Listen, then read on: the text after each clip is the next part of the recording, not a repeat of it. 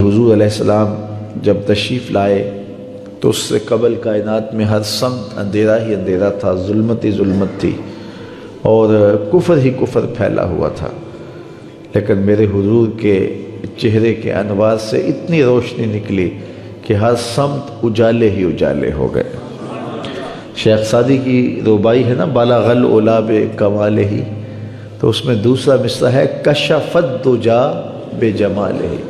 تو اس کا مطلب یہ ہے کہ حضور کے چہرے کی چمک سے ساری ظلمتیں مٹ گئی۔ آفتاب زندگی کی ایک شعاع اولی، نور سے تیرے فلک روشن درخشاں ہے زمیں، تیری ہستی روشنی کا ایک حسین مینار ہے، ہر کرن جس کی نشان منزل دنیا و دیں، تیری نظروں نے تراشے ظلمتوں سے آفتاب، پاؤں تیرے چوم کر ذرے بنے ماہ مبیں،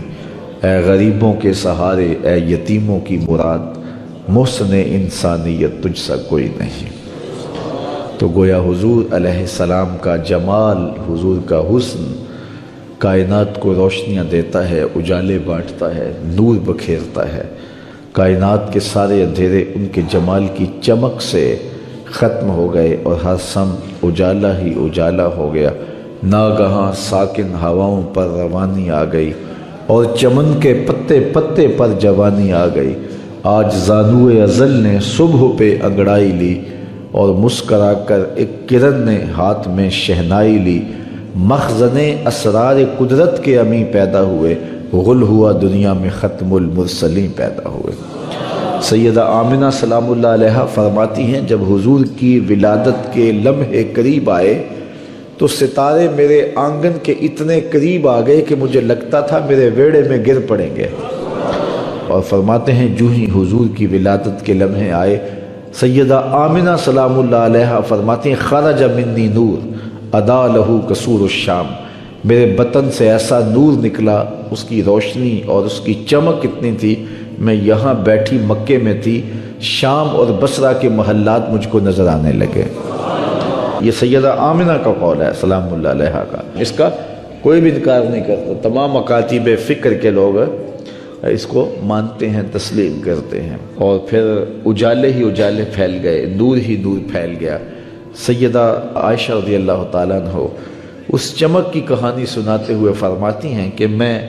ہاتھ میں سوئی لیے کچھ سی رہی تھی کہ میرے ہاتھ سے سوئی گر گئی، اور حضور کے گھر میں جو دیا ہے اس میں جلانے کے لیے تیل بھی نہیں تھا،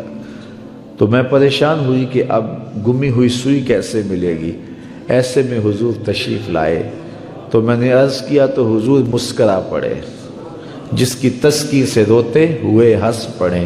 اس تبسم کی عادت پہ لاکھوں سلام۔ تو کہا حضور مسکرا پڑے۔ اب اگلے لفظ سیدہ کے سنیے، فرماتے ہیں فَتُبُيِّنَتِ الْعِبْرَةُ بِشُعَاعِ نُورِ وَجْهِهِ، ایسی روشنی آئی کہ میں نے گمی ہوئی سوئی کو تلاش کر لیا۔ حضرت قاضی ثناء اللہ پانی پتی علیہ الرحمہ نے تفسیر مظہری کے اندر لکھا ہے کہ باقاعدہ عورتیں حلیمہ سعدیہ کے گھر آئیں اور کہا حلیمہ تو اتنی امیر ہو گئی ہے کہ رات کو بھی چراغ نہیں بجھاتی، بڑے بڑے امیر چراغ بجھا کے سو جاتے ہیں لیکن تیرے گھر میں رات کو بھی چراغ جلتا ہے، تو بڑی غریب تھی اور تیری تو قسم پرسی ضرب المثل تھی، لیکن اب تو اتنی امیر ہو گئی ہے کہ رات کو چراغ بجھا کے نہیں سوتی۔ تو حضرت حلیمہ سعدیہ نے فرمایا آؤ تمہیں بتاؤں میرے گھر میں کون سا چراغ ہے۔ تو باقاعدہ ان عورتوں کو اپنے گھر لے کے گئیں۔ حضور علیہ السلام پالنے میں تھے، پنگھوڑے میں تھے، تو حضور کی طرف اشارہ کر کے حضرت حلیمہ سعدیہ نے کہا ما کننا نحتاج الی السراج من یوم اخذناہ، جب سے یہ پیارا ہمارے گھر میں آیا ہم نے تو سارے دیے ہی توڑ دیے ہیں، دیے کی ضرورت نہ مشعل کی حاجت، عجب روشنی تو نے پائی حلیمہ، بڑی تو نے توقیر پائی حلیمہ، بنی تو محمد کی دائی حلیمہ۔ کہتے ہیں حضرت حلیمہ سعدیہ کو دوسرے کمرے میں روشنی کی ضرورت ہوتی، حضور کو اٹھا کے وہاں لے جاتی، اور پھر انہیں جب بھوک تنگ کرتی حضور کے چہرے کو دیکھ لیتی، بھوک بھی مٹ جاتی، پیاس بھی مٹ جاتی، اندھیروں میں چراغاں بھی ہوتا، وہ سارا دن تو صحراؤں میں گھوم لیتی تھی، اسے جب بھوک لگتی تھی لبوں کو چوم لیتی تھی۔ اسلام امن کا داعی ہے اور امن کے فروغ کے لیے کوشاں ہے۔